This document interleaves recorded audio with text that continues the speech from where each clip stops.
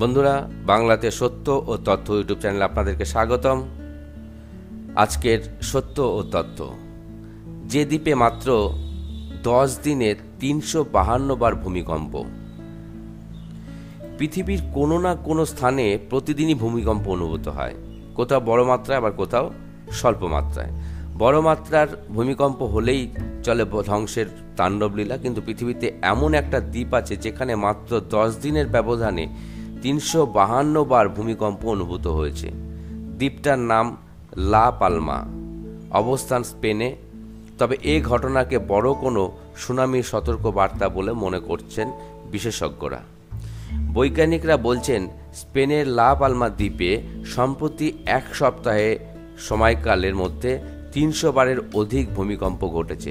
তবে লাগাতার ভূমিকম্পের কারণ সন্ধানে বৈজ্ঞানিকরা দ্বীপটির উপর এখন 24 ঘন্টায় নজরদারি করছেন।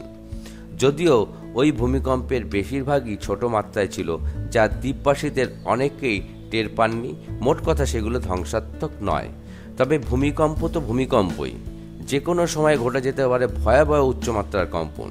এমনটাই তো ঘটে থাকে অনেক প্রলয়কারী ভূমিকম্পের ক্ষেত্রে। এক প্রতিবেদনে বলা হয়, গত 6 এবং 7 অক্টোবর দুদিনের ভূমিকম্পের 40টির বেশি ঘটনা ঘটে ওই দ্বীপে। বেশিরভাগ ভূকম্পের মাত্রা রিক্টার স্কেলে ছিল 2.7-এর ঘরে। এরপর 13 অক্টোবর একদিনে আসে 44টি ভূকম্পের ঘটনা, যেগুলো বেশিরভাগের মাত্রা ছিল 2.1।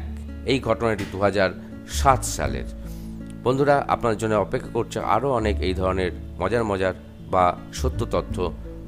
আপনারা যদি আমাদের সত্য তথ্য থেকে ভালো লেগে থাকে আপনাদের, তবে আমাদের ভিডিওটি আপনারা শেয়ার করবেন, সেটা আমরা আশা করি। পারলে আপনাদের ফেসবুকে শেয়ার করুন বন্ধুদের জানানোর জন্য।